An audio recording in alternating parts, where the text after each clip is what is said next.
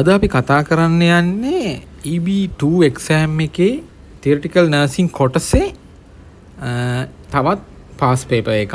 මේක 2021 pass papers එකක්. ඉතින් අපි කලින් වීඩියෝ එකේදී ඔබට ඉදිරිපත් කරා 2023 ආපු අලුත්ම English paper එක discuss කරා theoretical knowledge in nursing paper එක. ඉතින් මේ අද අපි සූදානම් වන්නේ 2021 ආපු ඒත් English medium paper එකක්. ඉතින් මේක බලලා කලින් ඒක බලලා හිටියනම් ඒත් ඔබට හොඳ අයිඩියා එකක් ගන්න පුළුවන්. මොකද ඒකේ විශේෂ දේවල් අපි සඳහන් කරලා තියෙනවා. ඉතින් අපි ඉක්මනට යන් මේ පේපර් එකට. ඉතින් තාම අපේ YouTube channel එක subscribe කරලා නැත්නම් දැන්ම subscribe කරලා තියාගන්න. ඒ වගේම ඔබේ ජීවිතයට වටින, ඔබේ අධ්‍යාපනයට, ඔබේ වෘත්තීය ජීවිතයට වටිනාම දේවල් අපේ YouTube channel එක කරහා ඔබට දැනගන්න පුළුවන්.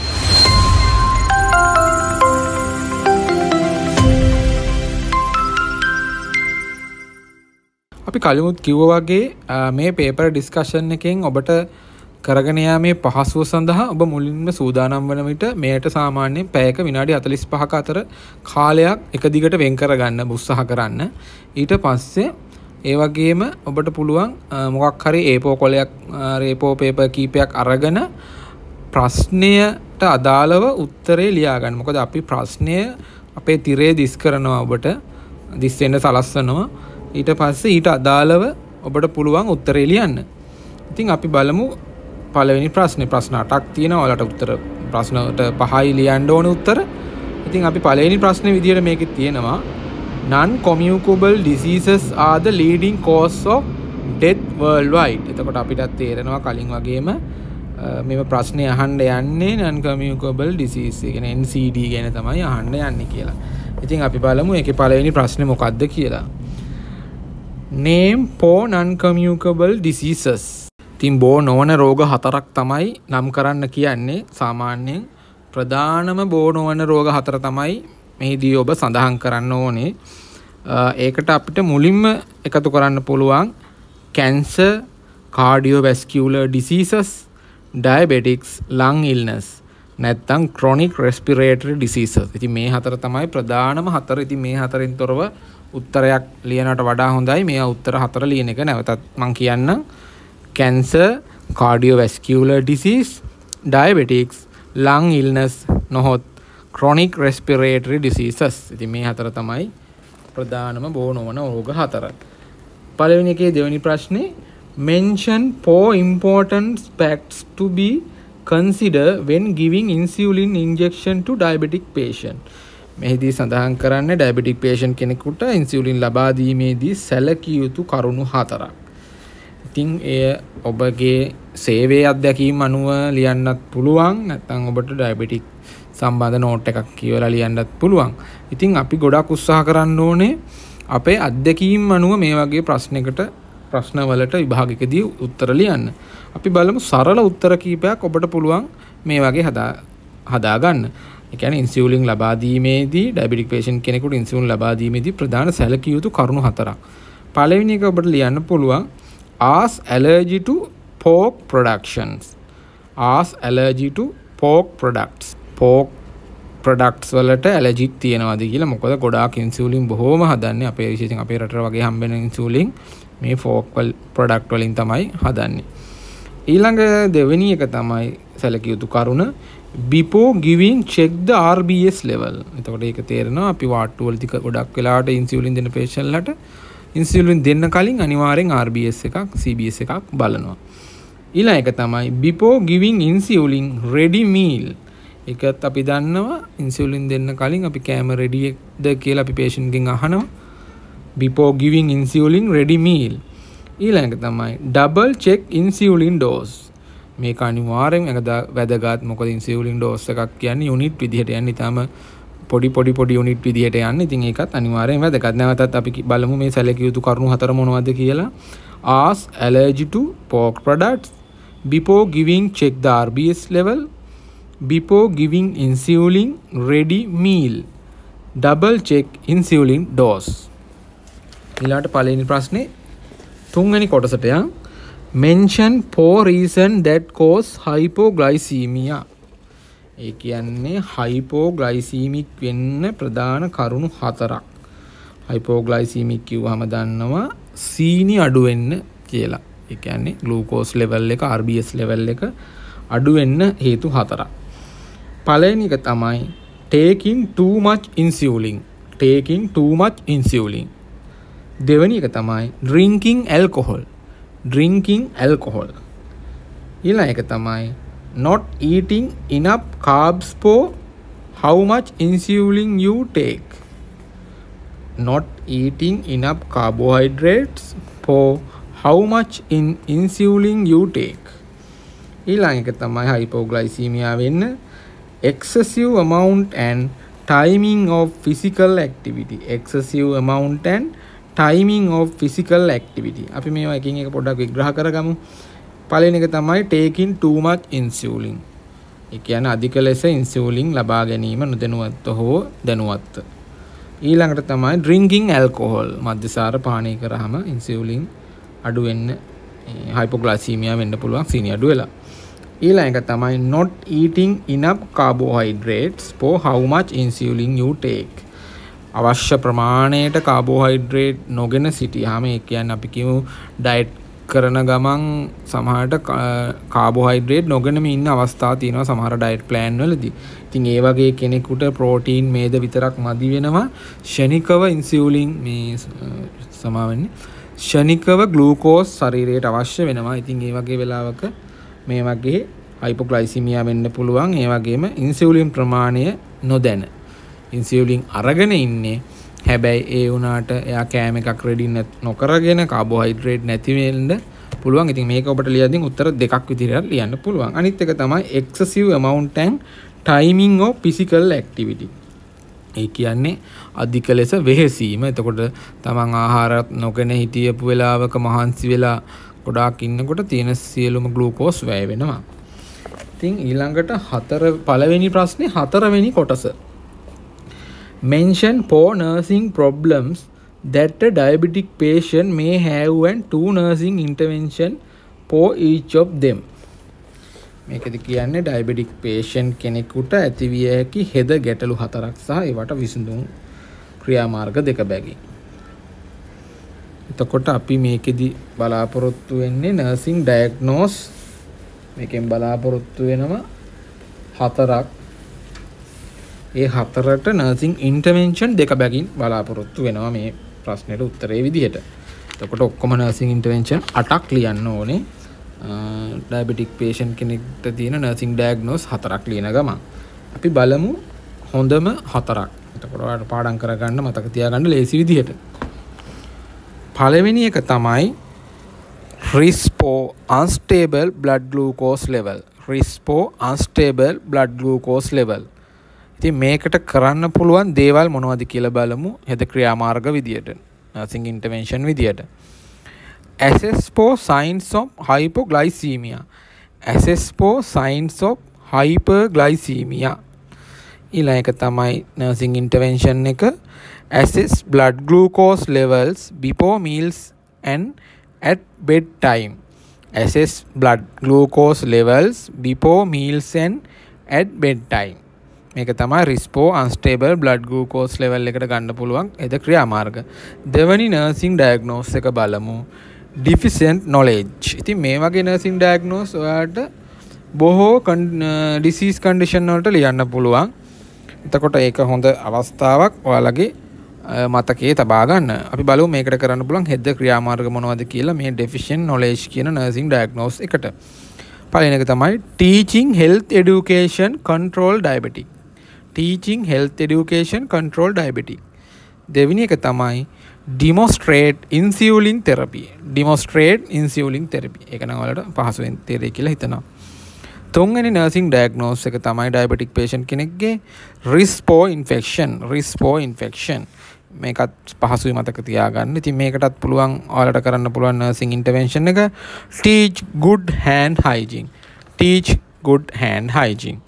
දෙවෙනි nursing intervention එක තමයි maintain asepsis during IV insertion. maintain asepsis during IV insertion. ඊළඟට 4වෙනි nursing diagnose එක මොකක්ද කියලා බලමු. Risk for disturbed sensory perception. Risk for disturbed sensory perception. මේකට nursing intervention මොනවද කියලා බලමු. Provide bed cradle. Provide bed cradle. ඒ කියන්නේ ඔබට මේ ආධාරකයක් විදිහට side rails වගේ patient යොදන්න පුළුවන් ඇඳට. ඊළඟ එක තමයි assist patient with position changes. Assist patient with position changes. නැවතත් අපි මේක බලමු. nursing diagnosis එක risk for disturbed sensory perception. ඒක යටතේ provide bed cradle. දෙවෙනි එක තමයි assist patient with position changes. ඉතින් අපි ඊළඟ ප්‍රශ්නෙට බලමු. පළවෙනි ප්‍රශ්නේ පස්වෙනි කොටස. mention 4 possible complication of diabetic mellitus. මේකෙදි ප්‍රධානම අහන්නේ diabetic වල complication මොනවද කියලා. එතකොට ඒකේ ඔබට අපි 6ක් කියනවා. ඔබට 4යි ලියන්න තියෙන්නේ. ඉතින් මේ 6 හොඳට මතක තියාගන්න. ඊට පස්සේ හොඳ උත්තරයක් ලියන්න පුළුවන්. diabetic complication පළවෙනි එක තමයි heart disease. heart disease. ඊළඟට CKD chronic kidney disease CKD. ඊළඟට nerve damage ඊළඟට retinopathy ඊළඟට diabetes food problems අන්තිම එක තමයි gum disease හරි ඊළඟට අපි දෙවෙනි ප්‍රශ්නෙට යමු. Mr. Pereira is waiting for a thyroid surgery. The surgeon has decided to make a tracheostomy. Name 4 situation in which tracheostomy should be performed. එතකොට මේ tracheostomy patient කෙනෙක් ගැන තමයි කියන්නේ. එතකොට පළවෙනි එකෙන් අහන්නේ tracheostomy සිදු කිරීමට සිදුවන අවස්ථා 4ක්. කියන්නේ tracheostomy යක් කරන්න patient කෙනෙකුට කරන්න සිදුවන අවස්ථා මොනවද? පළවෙනි එක තමයි prolonged ventilator dependence. ventilator ගැන පහුගිය දවස්වල සමාජ කතා බහට ලක් වුණා. ඉතින් මේකත් මතක තියාගන්න පුළුවන්. prolonged ventilator dependence ගොඩාක් කාලයක් ventilator එකක් මත යැපෙන patient කෙනෙක්ට tracheostomy එකක් කරන්න සිද්ධ වෙනවා. chronic aspiration ඒ කියන්නේ ලොකුවටම aspirate වෙච්ච patient කෙනෙක්ට. තුන්වෙනි එක තමයි neuromuscular disease. ඒ වගේ අවස්ථාවල tracheostomy එකක් කරන්න සිද්ධ වෙනවා. හතරවෙනි එක තමයි obstructive sleep apnea. repair tracheostomy to the other treatment. obstructive sleep apnea මේක මතක තියාගන්න. obstructive sleep apnea කියන එක මතක තියාගන්න. ඊළඟ දෙවෙනි ප්‍රශ්නේ දෙවෙනි කොටස. What are the essential components of a tracheostomy care suctioning tray? මේකදී අහන්නේ අපි NTS කාලේ වගේ tray එකක් tracheostomy patient කෙනෙක්ගේ කරන්න care suctioning tray එකේ තිබිය යුතු දේවල් මොනවද? ඒ කියන්නේ tracheostomy එකක් කරලා patient කෙනෙක් ඉන්නවා. එයාව ආට්ටුවට ගෙනල්ලා ඉන්නේ. එයාට ඔයා දැන් සක්ෂන් කරන්න යන්නේ. සකර් කරන්න යන්නේ. ඒකට අවශ්‍ය බඩු මොනවද කියලා අහන්නේ tray එකේ තියෙන්න ඕනේ. ඉතින් ඒක මේ විදිහට ලියන්න පුළුවන්. ඒක මතක තියාගෙන ලියන්න පුළුවන්. අපි ඔක්කොම ටික පිළිවෙලට කියන් යන්නම්. sterile suction catheter එකක් ඕනේ. sterile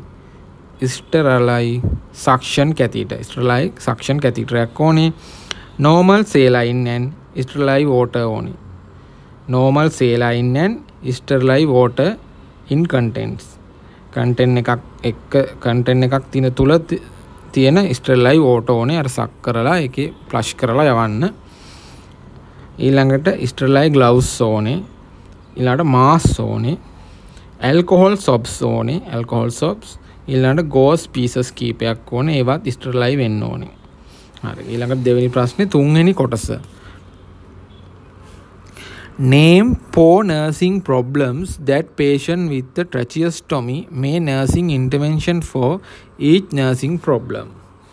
එතකොට මේකෙදී අහන්නේ අර හැම ප්‍රශ්නයකදීම වගේ disease condition එකක් හෝ surgical condition එකක් මත nursing diagnosis එක අහලා ඊට අදාළව nursing intervention දෙකක් ඉතින් මේකෙත් 4ක් අහනවා. එතකොට නර්සින් ඉන්ටර්වෙන්ෂන් 8ක් ලියන්න ඕනේ.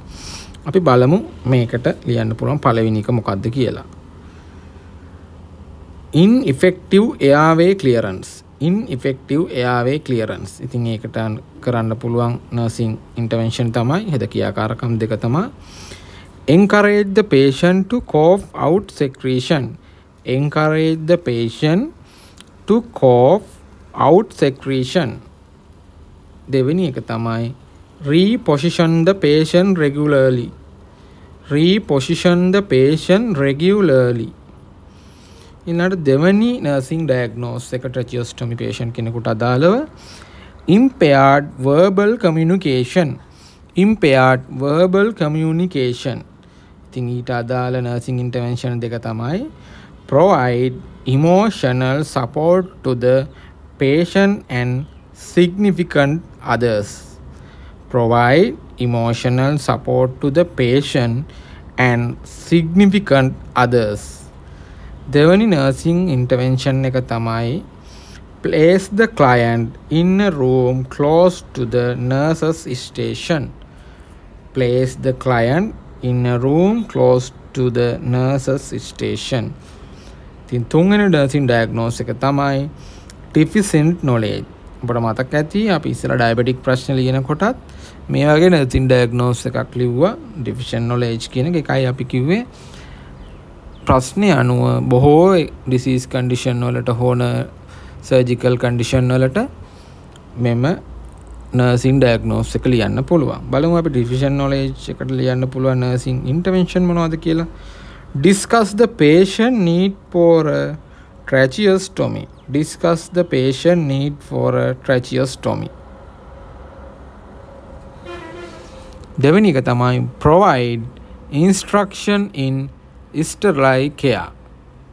provide instruction in sterile care. sterile care කියලා හඳුන්වන්නේ මෙතන සක්ෂන් කරන්න. ඊළඟට හතරවෙනි nursing diagnose එක තමයි risk for impaired gas exchange. risk for impaired gas exchange. ඉතින් මේකට කරන්න පුළුවන් nursing action තමයි place the patient in a semi-paulus to high paulus. semi-paulus ඉඳන් high paulus patient තියන්න පුළුවන් උස්ම ගැනීමේ පහසුව තකා කියලා කියන්නේ. ඊළඟට දෙවෙනි nursing intervention එක තමයි provide calm and quiet environment. provide calm and quiet environment. හරි ඊළඟ ප්‍රශ්නෙට අපි දෙකේ හතරවෙනි ප්‍රශ්නේ write for possible complication in this patient. මේ කියන්නේ tracheostomy කරලා තියෙන patient කෙනෙක්ට පස්සේ එන්න පුළුවන් complication මොනවද කියලා. හතරක් තියෙනවා. පළවෙනි එක තමයි bleeding collapse lungs. තුන්වෙනි එක තමයි accidental injury. අවසාන එක තමයි infection එකක් සාමාන්‍යයෙන් බොහෝ දේවල් වලට අපිට ලියන්න පුළුවන් complication එකක් විදියට. මොකද ඕන දෙයක් infect වෙන්න පුළුවන් තුවාලයක් අලුත් surgical incision එකක් වගේ දේවල් වලදී. ඉතින් අපි තුන්වෙනි ප්‍රශ්නෙට යමු. 10 years old Kasun Samira was admitted to your ward after being diagnosed with a severe respiratory infection. The doctor has recommended him oxygen inhalation. ඊට අහන පළවෙනි ප්‍රශ්නේ name 4 methods of delivering oxygen to a small child. name 4 methods of delivering oxygen to the small child. කුඩා දරුවෙකුට oxygen ලබාගත දිය හැකි ක්‍රම 4ක්. අපි ඔයාලට ක්‍රම 6ක් විතර කියලා දෙන්නම්. පළවෙනි ක්‍රමය තමයි nasal prongs. ඒ කියන්නේ ඔක්සිජන් කැනියුලා. ඔය දෙකෙන් එකක් විදිහට ලියන්නේ දෙකම එකක්. nasal prongs හෝ ඔක්සිජන් කැනියුලා. දෙවෙනි එක තමයි ඔක්සිජන් pace mask. තුන්වෙනි එක තමයි එතකොට venturi oxygen mask. හතරවෙනි එක තමයි partial rebreather mask. පස්වෙනි එක තමයි oxygen tent. ළමයිට වගේ oxygen tent තියෙනවා ඔයාලා දන්නවා. හයවෙනි එක තමයි ambu ambu bag නැවතත් මම ඉක්මනට කියාගෙන යන්න oxygen cannula oxygen face mask venturi oxygen mask partial rebreather mask oxygen tent ambu bag ඊළඟට තුනේ දෙවෙනි කොටස ප්‍රශ්නේ මොකක්ද කියලා බලමු write 5 responsibilities of a nurse in administering oxygen inhalation to this child දරුවාට oxygen inhalation ලබා දීමේදී නර්ස් කෙනෙක්ගේ වගකීම් පහක් තමයි ලියන්න තියෙන්නේ. අපි බලමු පළවෙනි එක මොකක්ද කියලා. verify provider order. අනිවාර්යෙන් ડોක්ටර්ගේ order එක බලන්න ඕනේ. verify provider order. දෙවෙනි එක තමයි gather supplies. ඒ කියන්නේ යටතට එනවා pulse oximeter, tube, cylinder, ඒ කියන්නේ oxygen cylinder වගේ. gather supplies. අර උදාහරණ ලියන්න අවශ්‍ය නැහැ. වගකීම් ටික ලිව්වනම් විදිහට ලියනකොට verify provider order gather supplies තුන්වෙනි එක තමයි perform focus respiratory assessment ඒ කියන්නේ respiratory rate එක SpO2 වගේ දේවල් ඒ කියන්නේ respiratory assessment එකක් කරන්න කියලා කියන්නේ ඊළඟට තමයි explain the procedure to patient guardians පොඩි ළමෙක් නේ ඉතින් මේක ලියනකොටත් explain the procedure to patient කියලා ලියන්න එපා මොකද මේ ප්‍රශ්නේ අහලා තියෙන්නේ දරුවෙක්ට එතකොට මේ 10 අවුරුදු 10ක් වගේ වයසේ දරුවෙක් ප්‍රශ්නේ එකයි ඒ විදිහටම දීලා තියෙන්නේ. ඉතින් ඒවා අවධානය යොමු කරන්න අනිවාර්යෙන් patient කෙනෙක්ගේ වයස එතකොට ස්ත්‍රී පුරුෂ භාවය ඒ වගේ දේවල් කියනකොට ඒ ප්‍රශ්නය ලියන උත්තරේ වෙනත් පැත්තකට යන්න පුළුවන්. ඒ හින්දා හරියට ඒක ගැන සැලකිලිමත් වෙන්න explain the procedure to patient guardians. ඊළඟට පස්වෙනි එක තමයි hand wash for prevent infection. hand wash for prevent infection ඊළඟට ප්‍රශ්නෙට යන්න අපි mention 4 signs and symptoms that indicate the patient needs oxygen ඒ කියන්නේ රෝගියාට අවශ්‍ය ඔක්සිජන් අවශ්‍ය වෙන බව හඟවන sign and symptoms ටිකක් තමයි කියන්නේ අපි වලට 7ක් විතර කියලා දෙන්න මේකට 4යි ලියන්න ඕනේ කියන ඔක්සිජන් අවශ්‍යයි කියලා හැඟෙන රෝගියාට sign and symptoms මොනවද කියලා rapid breathing shortness of breath පළවෙනි එක තමයි rapid breathing දෙවෙනි එක තමයි shortness of breath තුන්වෙනි එක තමයි fast heart rate හතරවෙනි එක තමයි coughing or wheezing පස්වෙනි එක තමයි sweating හයවෙනි එක තමයි confusion අවසාන එක තමයි හත්වෙනි එක changes in the color in skin ඊළඟ ප්‍රශ්නෙට යන් අපි mention the action you take the nursing officer in charge ward if a staff member passes a needle freak එතකොට මේක ඔබට ලියන්න පුළුවන් ඔබේ infection control දැනුමින් සහ infection control nurse කෙනෙක් මේ වෙනකොටත් ඔබේ training එකක් හරි සම්බන්ධව දන්නව නම් මේක ලියන්න පුළුවන් අපි මෙහිදී පැහැදිලි කරන්න යන්නේ නැහැ.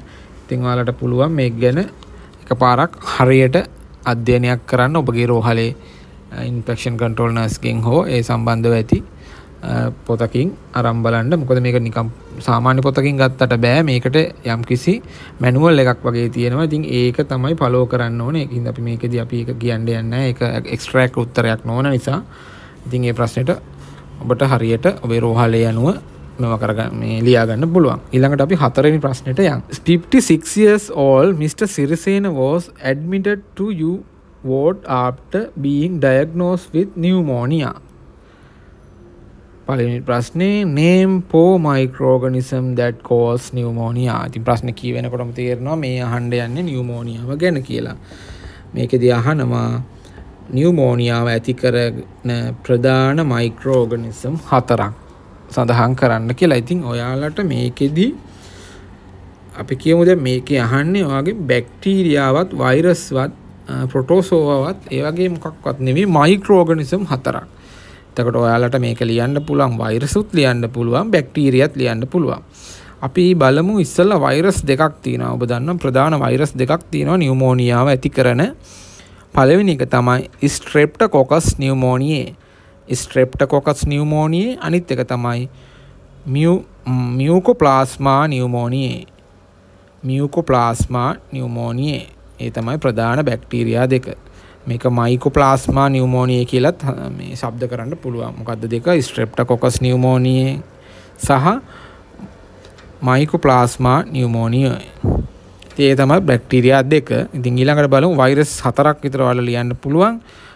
එතකොට ඔයාලගේ අත්දැකීම් වලින් ලියන්න පුළුවන් පහුගිය කාලේ කොරෝනා කාලේ නිසා කොරෝනා වෛරස් මේ නියුමෝනියා තත්ත්වය ඇති කරන ප්‍රධාන වෛරස් එකක් තමයි කොරෝනා වෛරස් එක.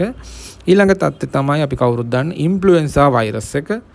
මේ විදිහටම ඔයාලා ලියන්න පුළුවන් කොරෝනා වෛරස් කියලා ලියුවාම ඒ උත්තරේ ප්‍රමාණවත්. මොකද COVID-19 කියලා ලියන්න බෑ ඔයාලට. මොකද ඒක තමයි ඒකේ disease condition එක. වෛරස් එක තමයි කොරෝනා වෛරස්.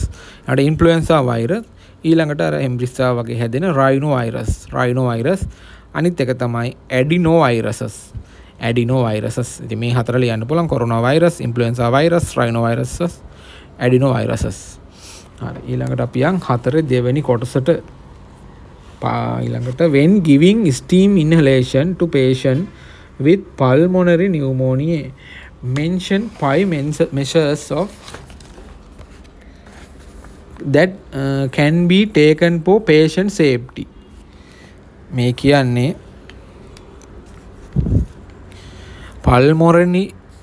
පල්මොනරි නියුමෝනියා තියෙන රෝගියෙකුට ස්ටීම් ඉන්හලේෂන් දීමේදී රෝගියාගේ ආරක්ෂාව වෙනුවෙන් ගත හැකි ක්‍රියාමාර්ග මොනවද කියලා. රෝගියාගේ ආරක්ෂාව වෙනුවෙන් පල්මොනරි නියුමෝනියා තියෙන patient කෙනෙක්ට. ඉතින් පළවෙනි එක තමයි ආරක්ෂාවට ගත හැකි ප්‍රධාන ක්‍රියාමාර්ගයක් තමයි take care to ensure that steam does not enter eyes.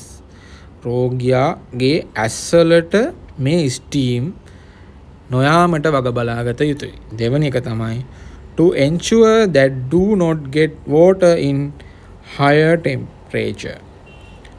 වග බලා ගන්න ඕනේ ලොකු උෂ්ණත්වයකට තියෙන ස්ටීම් භාවිතා නොකරන්න. කියන්නේ සාමාන්‍යයෙන් උෂ්ණත්වයේ තියෙන වතුර තමයි මේකට පාවිච්චි කරන්න ඕනේ. ගොඩාක් උෂ්ණත්වය සහිත වතුර පාවිච්චි කරන්න යන්න එපා. තුන්වෙනි එක තමයි stand to the side when opening a steamer. stand to the side when opening a steamer. ඒ කියන්නේ side එකකින් තමයි තියාගන්න ඕනේ පෙරලා ගන්න පහසුවක් වෙන නිසා. ඒ කියන්නේ පෙරලෙන්න ඉඩ කඩ තියෙන නිසා. හතරවෙනි එක තමයි steam inhalation ලබා දීමේදී ආරක්ෂාවට patient ගේ ආරක්ෂාවට ගත හැකි ක්‍රියාමාර්ගය steamer must be placed cannot pace to near. ගොඩාක් මූණට ලං වෙන්න තියන්න එපා. ඒ පාවිච්චි කරනකොට ඒ ආස්වාස කරනකොට ලං කරගත්තට ඔහු නැවත ප්‍රාශ්වාස කරනකොට මූණ ඈතට ගත්තට පස්සේ යම් කිසි ටිකක් දුරින් තමයි තියෙන්න ඕනේ කියලා තමයි මේ කියන්නේ. ඊළඟට යන් අපි හතරවෙනි ප්‍රශ්නේ තුන්වෙනි කොටසට. mention 4 nursing problem that this patient may have and nursing intervention that can be made for each nursing problem. මේ වගේ දිගට ප්‍රශ්න තිබ්බට කලබල වෙන්නේ නැතුව ඔබට ඒක කියවනකොටම හිතට යනවා, ඔළුවට යනවා. මේ අහන්නේ පල්මොනරි නියුමෝනියා වල තියෙන නර්සින් ඩයග්නෝස් 4ක් සහ ඊට අදාළව ගත හැකි නර්සින් ඉන්ටර්වෙන්ෂන් දෙක බැගින් ලියන්න කියලා. අපි බලමු පල්මොනරි නියුමෝනියා වලට තියෙන පළවෙනි නර්සින් ඩයග්නෝස් එක මොකක්ද කියලා. maintaining patent airway clearance. ඒ යටතේ නර්සින් ඩයග්නෝස් දෙක තමයි assess the patient respiratory rate, rhythm, depth of respiration. මොකද්ද assess the patient respiratory rate, rhythm, depth of respiration. දෙවෙනි assess එක තමයි nursing action එක තමයි observe the sputum color, odor, viscosity.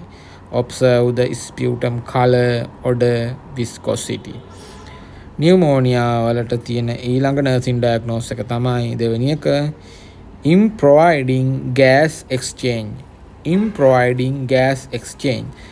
ඊට අදාළව නර්සින් ඇක්ෂන් දෙක තමයි නර්සින් ඉන්ටර්වෙන්ෂන් දෙක assess the patient respiratory rate, rhythm, depth of respiration. Assess the respiratory rate, rhythm, depth of respiration. කියන්නේ depth of respiration කියන්නේ ගැඹුර. ඊළඟට improving gas exchange nursing diagnosis එකේ දෙවැනි nursing intervention එක තමයි observe the color of skin and nail beds. Observe the color of skin and nail beds. nail bed වලයි සමේ color එක අධ්‍යයනය කරන්න පුළුවන්. තුන්වෙනි nursing diagnosis එක තමයි pneumonia වට අදාළව promoting effective breathing pattern. promoting effective breathing pattern. ඊට අදාළ nursing intervention දෙක teach and assist the patient with proper breathing exercises. Teach and assist the patient with proper deep breathing exercises. ඊළඟ intervention එක තමයි assess the respiratory rate and depth every 4 hours. Assess the respiratory rate and depth every 4 hours. ඊළඟට හතරවෙනි nursing diagnosis එක pneumonia වලට අදාළව administering medication. පළවෙනි එක තමයි යටතේ administer prescribed drugs. දෙවෙනි nursing intervention එක තමයි verify the drugs order. අපි යන් හතරවෙනි ප්‍රශ්නේ හතරවෙනි අවසාන කොටසට mention 4 complication of pneumonia වල complication හතරක් අහන්නේ. ඔයාට ලේසියෙන්ම ලියන්න පුළුවන් acute respiratory distress syndrome.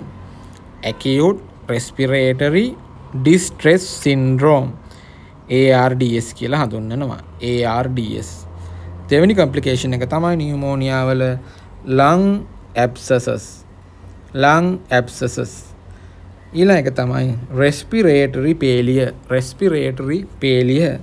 හතරවෙනි එක තමයි sepsis තත්ත්වකුත් ඇති වෙන්න පුළුවන් pneumonia වල complication එකක් විදියට. හරි, දැන් අපි පස්වෙනි ප්‍රශ්නෙට යන්. Mr. Pereira, a 56 years old male, has been admitted to ward for herniatomy. මේ ප්‍රශ්නෙන් එතකොට අහන්නේ hernia ගැන. Mention 3 causes for hernia. hernia ඇතිවීමට බලපාන හේතු 3ක් තමයි මේ අහන්නේ. අපි හේතු 5ක් විතර සාකච්ඡා කරමු. hernia ඇති වෙන්න බලපාන හේතු. picking up heavy objects. කියන්නේ ගොඩක් බර තියෙන දේවල් එසවීමට උත්සාහ කිරීම. දෙවෙනි එක තමයි overusing the same muscle. එකම muscle එක දිගින් දිගටම භාවිතා කිරීම. ඊළඟ එක තමයි using tobacco. ඊළඟ එක තමයි being overweight. hernia ඇති වෙන්න overweight උත් බලපානවා. අවසාන එක තමයි having poor nutrition. ඉතින් තුනයි ලියන්න ඕනේ. ඉතින් ඔයාලට පහක්ම කිව්වා, මතක තියාගන්නත් පුළුවන් ඒ කියලා හිතනවා. ඊළඟ ප්‍රශ්නේ බලමු. පහේ දෙවෙනි කොටස name 4 types of hernia.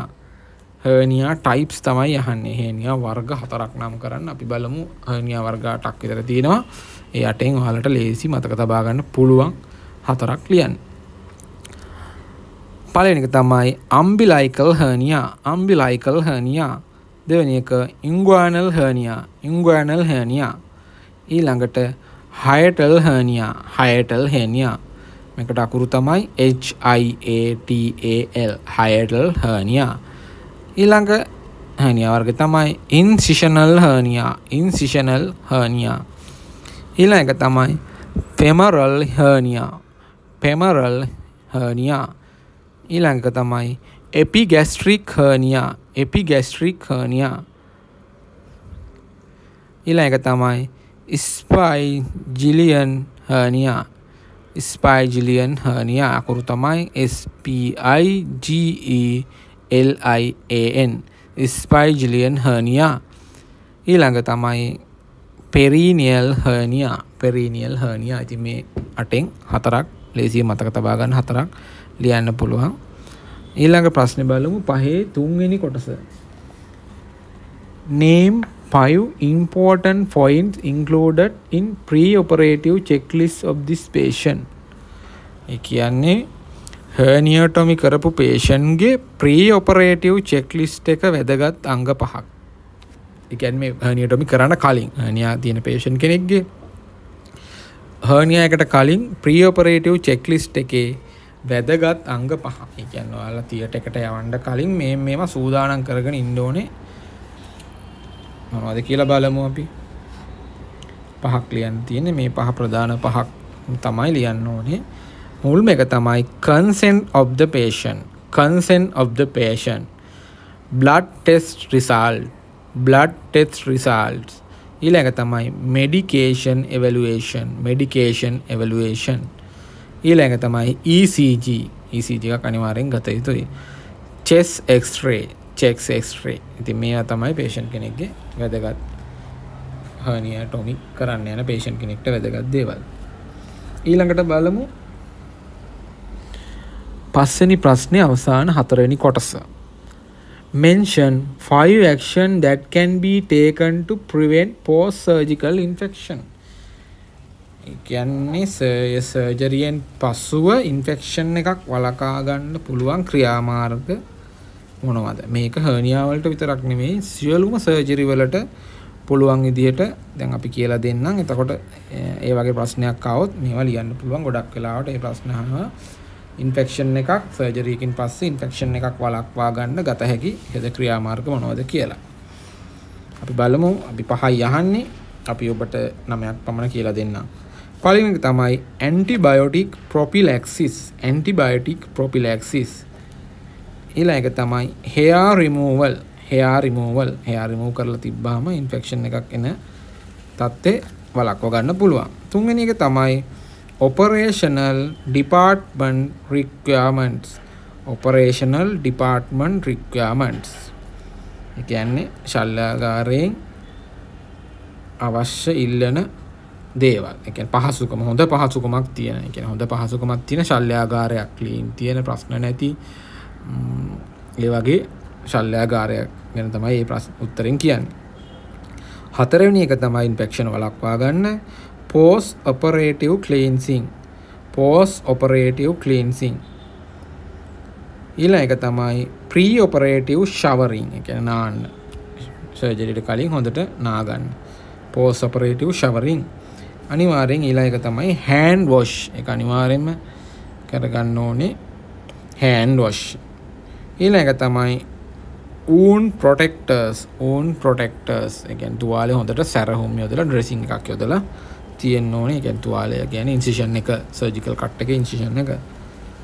ඊළඟට තමයි keep the dressing clean and dry. එතකොට සර්ජරියෙන් පස්සේ තුවාලය එතන දාලා තියෙන dressing එක කිසි විටකත් තෙමා ගන්න එපා කියලා උපදෙස් දෙන්නත් ඕනේ. keep the dressing clean and dry. හරි. ඊළඟ එක තමයි maintain healthy diet. අනිවාර්යෙන් diet එකක් healthy diet එකක් ගන්න ඕනේ තුවාල ඉක්මනට හොඳ කරගන්න. maintain healthy diet. හරි. 6 වෙනි ප්‍රශ්නෙට අපි යන් 62 years old Mr. Sunil had an accident and was admitted to the hospital. He is now unconscious. පළවෙනි එක write 4 things that cause unconsciousness. කියන්නේ unconscious වලට වෙන්න හේතු 4ක් අහන්නේ. unconscious වෙන්න හේතු 4ක්. අපි හේතු 10ක් විතර අපි ඔයාලට කියන්නම්. මේකෙදි patient කෙනෙක් unconscious වෙන්න පුළුවන්. එතකොට මොකද අපිට එකපාරටම මතක් වෙන්නේ RT එකක් කියන්නේ road traffic accident එකක් විතරයි. නමුත් මේවා තමයි ඊට වඩා ප්‍රධාන විදිහට ලියන්න පුළුවන්. unconscious වීමට මේවා තමයි හේතු. පළවෙනි එක තමයි alcohol poisoning. alcohol poisoning. ඊළඟ එක තමයි a drug overdose. a drug overdose. ඊළඟ එක තමයි severe blood loss. severe blood loss. ඒ කියන්නේ RT එකෙන් පස්සේ මේ වගේ එකක් වෙන්න පුළුවන්. එතකොට ඒ වගේ එකට උත්තරේ ලියන්න ඕනේ severe blood loss. ඊළඟට RT එක කියලාත් ලියන්න පුළුවන්. ඒ අවයවවල ඒ වගේ එනට හොඳ පැහැදිලි උත්තරයක් ලියනවා නම් අර වගේ එකක් තමයි කියන්නේ severe blood loss, drug overdose ඒ වගේ උත්තරයක් තමයි ලියන්න ඕනේ. ඊළඟට scissors. scissors කියන්නේ fit එක. ඊළඟට stroke low blood sugar ඒක නම් හොඳට අපි හතරේකට අත්දැකීම් තියෙන patient ලා වගේ නේ. ඊළඟට තමයි low bp කියන්නේ low blood pressure. ඊළඟට abnormal pulse rate ඊළඟ එක තමයි වැදගත් එක dehydration ඊළඟ තමයි hyperventilation මේ තමයි unconscious තත්ත්වයක් ඇතිවීමට බලපාන කරුණු. ඊළඟට අපි 6 දෙවෙනි කොටසට යමු. right for possible complication occur in this patient. දැන් මේ patient ගේ පස්සේ එන්න පුළුවන් complication 4ක්. මොකද මෙයා දැන් unconscious තත්ත්වයේ තමයි ඉන්නේ. unconscious වුණාට පස්සේ මේ වගේ කරුණු වෙන්න පුළුවන්. අපි 5ක් විතර කියන්නම්. permanent initial brain damage ඊළඟ තමයි කෝමා තත්ත්වයට පත් වෙන්නත් පුළුවන්. ඊළඟ තමයි secondary brain injury from anoxia ඊළඟ තමයි bladder bowel dysfunction bladder එකයි bowel ඒ වගේ දේවල් dysfunction වෙන්න පුළුවන්. ඒ වගේම තමයි skin ulcers එන්න පුළුවන්. ඒක අන්තිමේටම වගේ ලියනවා නම් ලියන්න ප්‍රධාන 4 අරක skin ulcers ලියන්න පුළුවන්. ඊළඟට 6 තුන්වෙනි කොටස name 5 main features of the nursing care for Mr. Sunil with urinary catheter. Name 5 main features of the nursing care for Mr. Sunil with the urinary catheter. කියන්නේ මෙයාට දැන් unconscious නිසා catheter එකක් දාන්න ඕනේ. ඉතින් catheter care එකක් කරනකොට ප්‍රධාන අංග 5ක් තමයි ලියන්න ඕනේ. ඉතින් අපි බලමු catheter care එකක් කරනකොට ප්‍රධාන අංග මොනවද ඒකේ තියෙන්න ඕනේ කියලා. before wash hand. දෙවෙනි එක තමයි observe the catheter tube obstruction or color. කියන්නේ catheter tube එක දැනට දාලා තියෙන එක block වෙලාද obstruct වෙලාද ඒකේ color changes වෙලාද අර වලාකුළු වගේ බැඳිලා තියෙනවද clear එකට plastic බටේ clear එකට නැද්ද කියලා තමයි බලන්න කියන්නේ. ඊළඟට change the catheter every 3 weeks. ඊළඟ තමයි observe the perineal care. ඊළඟ තමයි catheter care එකකදී බලපාන ප්‍රධාන කරුණු වලින් අන්තිම එක instruct to dry water. ඊළඟට 6 වෙනි කොටසේ අවසාන කොටස Glasgow coma scale එක GCS chart එක ගැන තමයි මේ අහන්නේ. අපි මේක කොටස් වශයෙන් ඉගෙන ගනිමු. මුලින්ම අපි මේක කොහොමද තියෙන්නේ කියලා බලමු. GCS is scored between 3 and 15.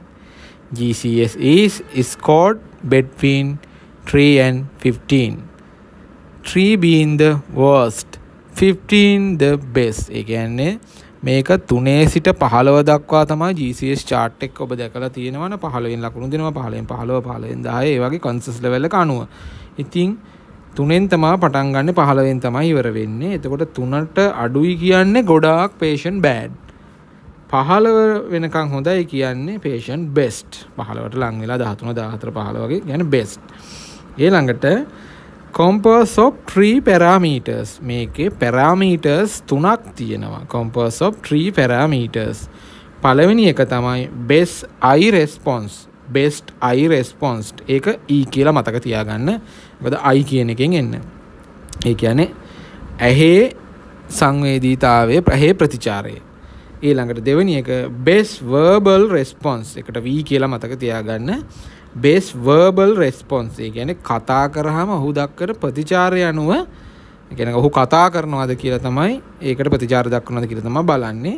ඒකේ තුන්වෙනි එක තමයි best motor response. ඒ කියන්නේ අපි කිව්වම අත උස්සන්න සිරිපාල මහත්තයා අත උස්සන්න කියලා එකට ප්‍රතිචාර දක්වලා ඔහු අත උස්සනවාද කියලා තමයි මේ ආකාර තුනට තමයි දෙන්නේ. මේකේ M කියලා මතක තියාගන්න. මේකේ chart එකට හැටියට. ඒතකොට EVM. E කියන්නේ eye response, V කියන්නේ verbal response, M කියන්නේ motor response. ඉතින් මේක උදාහරණයක් E2 V3 M4. එතකොට ලකුණු E2යි V3යි M4යි නම් GCS chart එකේ ලකුණු 9යි. අපි බලමු මේ ලකුණු එන හැටි. හරි අපි ඉස්සල්ලාම කියන්නේ I response එකේ ලකුණු දෙන හැටි බලමු. සාමාන්‍යයෙන් spontaneous නම් ඒ කියන්නේ සාමාන්‍ය හොඳ පුද්ගලයෙක් නම් spontaneous කියන්නේ ප්‍රශ්නයක් නැත්නම් ලකුණු 4ම දෙන්න පුළුවන්. ඊළඟට ඔහු ශබ්දය අනුව කියන්නේ ඇස්සේ රෙස්පොන්ස් එක නැතුව සද්දයට ප්‍රතිචාර දක්වනවා නම් ලකුණු 3යි. මේ I කියන කොටස යටතේ මෙන්නේ. ඊළඟට ප්‍රෙෂර් අපි ඒ කියන්නේ අපි ඔහුගේ ස්ටර්නම් එක ඇඟිල්ලකින් තෙරපනවා කියන්නේ. ඒ වගේ වෙලාවක සවුන්ඩ් එකට ප්‍රතිචාර නැතුව ස්ටර්නම් එක තද කරාම අතින් අල්ලලා මිරිකුවාම වගේ නම් ලකුණු 2යි. හැබැයි කිසිම ප්‍රතිචාරයක් නැත්නම් ඒත් ලකුණු 1ක් දෙනවා. එතකොට E වලට ඒ ගාන තමයි දෙන්නේ ලකුණු. එතකොට අපි අර උදාහරණයක් කිව්ව GCS 9ක් ගත්ත. ඒකේදී අර E2 කියලා නාවේ. ඒ E2 කියන්නේ ඔහුව ඇල්ලුවම තමයි ඔහු ප්‍රතිචාර දක්වලා තියෙන්නේ. ඒකයි ඔහුට ලකුණු 2ක් දෙන්නේ. ඊළඟට අපි බලමු verbal. ඒ කියන්නේ V අකුරෙන් තියෙන එක. ඒකෙන් verbal කෙලින්ම කතා කරාම කෙලින්ම උත්තර දෙනවා නම් ලකුණු 5ම දෙන්න පුළුවන්. ඒකට කියනවා oriented යා. ඊළඟට නිකන් කන්ෆියුස් වෙලා වගේ ඉන්නවනම් ලකුණු 4යි දෙන්නේ අපි කතා කරනකොට. ඊළඟට යා වචනයක් දෙකක් කියන්න උත්සාහ කරනවා නම් කන්ෆියුස් වෙලා තවත් බෑඩ් විදිහට ඒකට ලකුණු 3ක් දෙනවා. එහෙම අපි ප්‍රශ්නයක් ඇහුවාම නිකන් සවුන්ඩ් එකට නිකන් ඔලුව උස්සනවා වගේ නම් කන්ෆියුස් නැතුව වචනයක්වත් කියන්නේ නැතුව ඒකට ලකුණු 2ක් දෙනවා. කිසිම ප්‍රතිචාරයක් නැත්නම් අපි කතා කරාම ලකුණු 1ක් දෙනවා.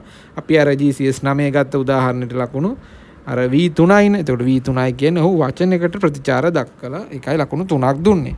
ඊළඟට M අකුර කියන්නේ motor response එක. මුලින්ම ලකුණු 6ක් දෙනවා. අපි obey commands වලට සාමාන්‍ය හොඳ පුද්ගලයන් නම් ලකුණු 6ක් දෙනවා. ඔහු command එකට කීකරු වෙලා. ඊළඟට ඔහු දැකීමෙන් මේවා කරලා දෙනවා නම් ලකුණු 5ක් දෙනවා.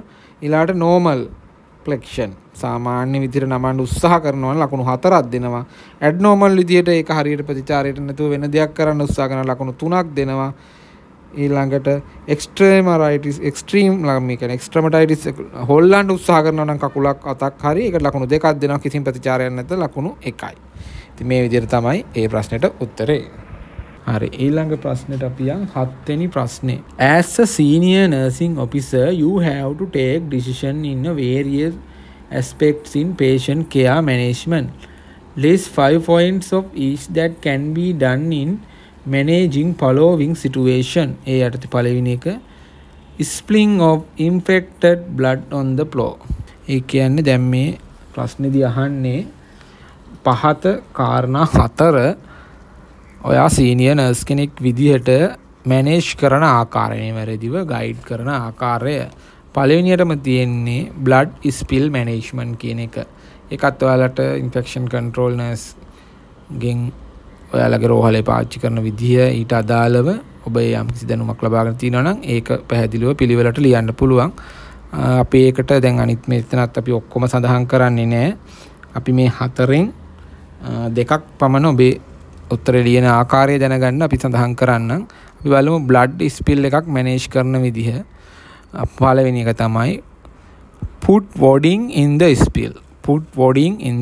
wadding ඉස්සෙල්ලාම මේ ලේ වැටිච්ච තැනට දාන්න ඕනේ. මොනවත් පිහ දාන්න කරන්නේ නෙමෙයි, වැටිච්ච තැනට දාන්න ඕනේ. ඊළඟට remove spill using heavy duty gloves.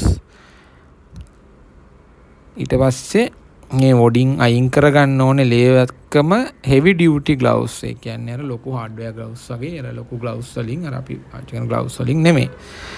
මේක ඔයාලගේ ඇත්තටම cleaning staff එකෙන් කරන්න ඔයාලට පුළුවන් ඒ විදිහට instruction දෙන්න. ඊළඟට ඒක අයින් කරාට පස්සේ එතන පැල්ලමට දැන් ලොකු ලේ ටික ගිහිලා තියෙන දැන් පැල්ලමක් තියෙනවා. put 0.5% TCL and take 30 minutes. ඒකට දාන්න 0.5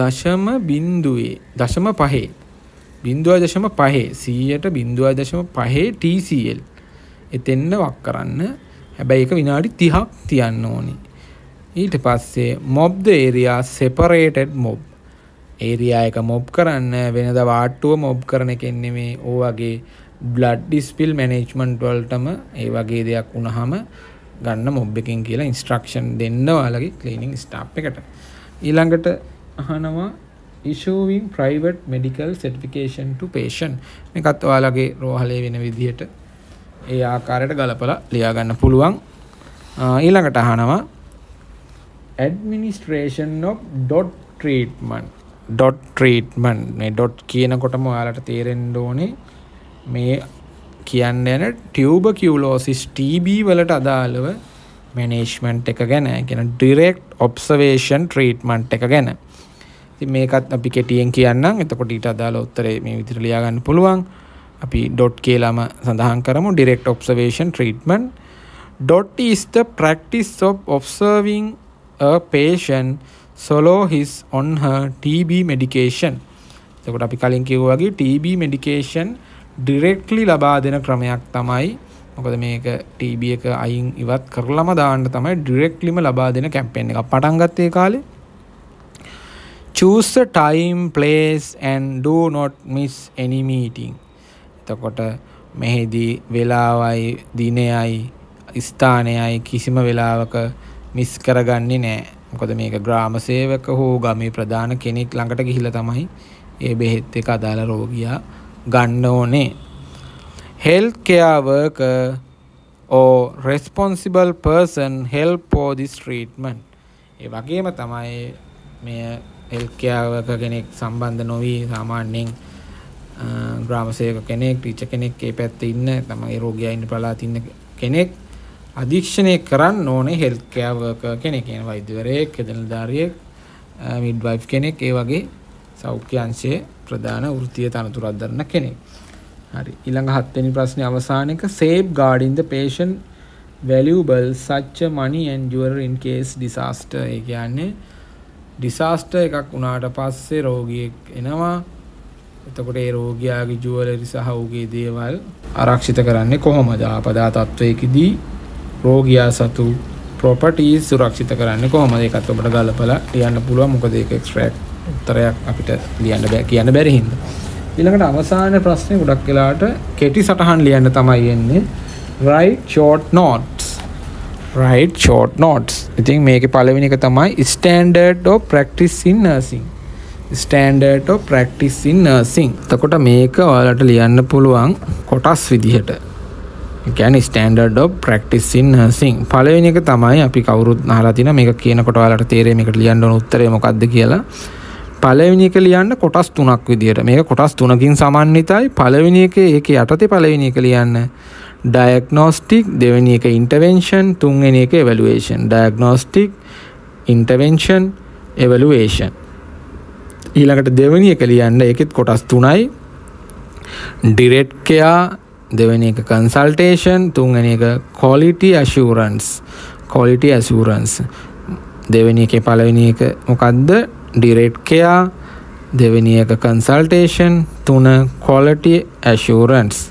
ඊළඟට අවසාන එක තුන්වෙනි එක ඒකට එකක් විදිහට තියෙන්නේ care for specific population.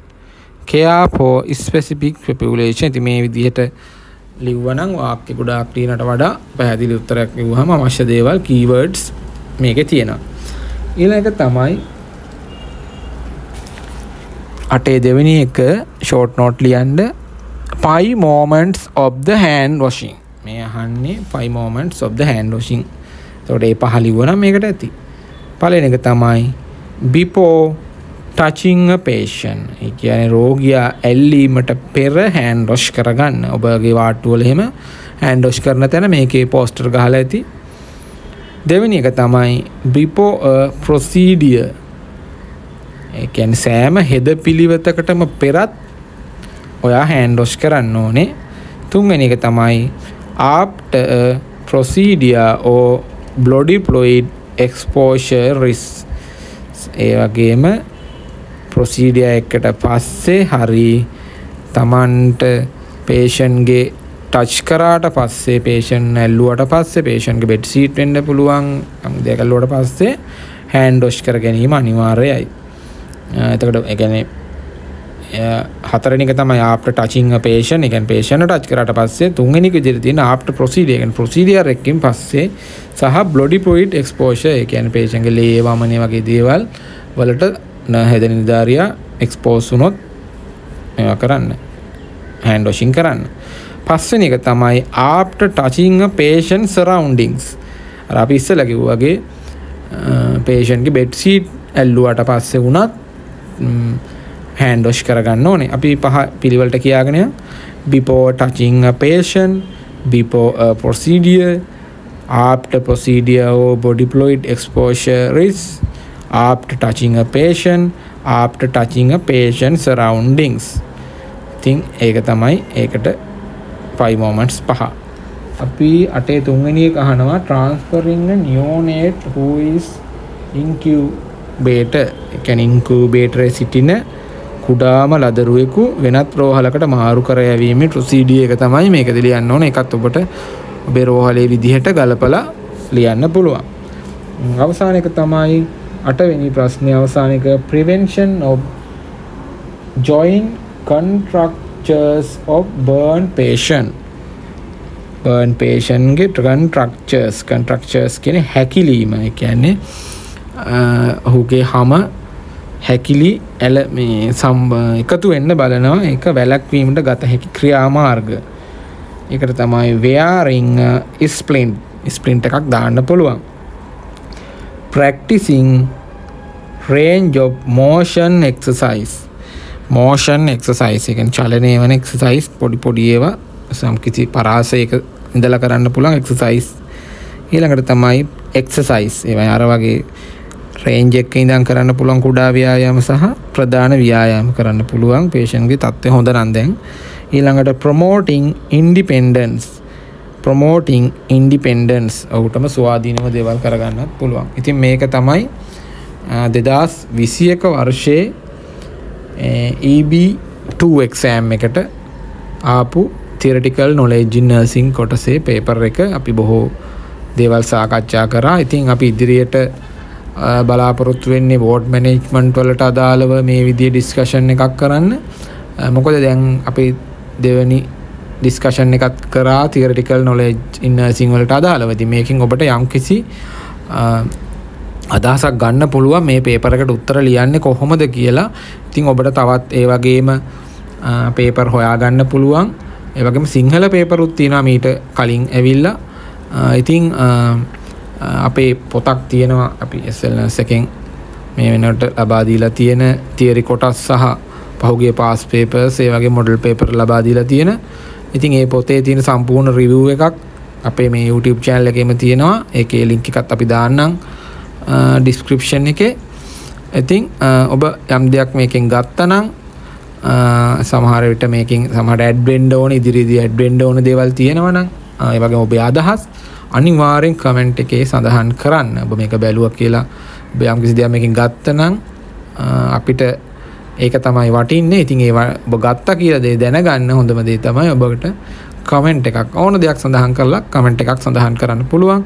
ඉතින් මේ වගේ video motivational video, educational video, health tips වගේ දේවල් සියලුම අපේ රටේ ජනතාවට වෘත්තිකයන්ට ඒ වගේ දේවල් අපේ SLNS YouTube channel එක කරා ඔබට ලබා දෙනවා. ඉතින් අපේ YouTube channel එක තාම subscribe කරලා නැත්නම් දැන්ම subscribe කරලා තියාගන්න. ඉතින් සියලු දෙනාටම සුබ දවසක්.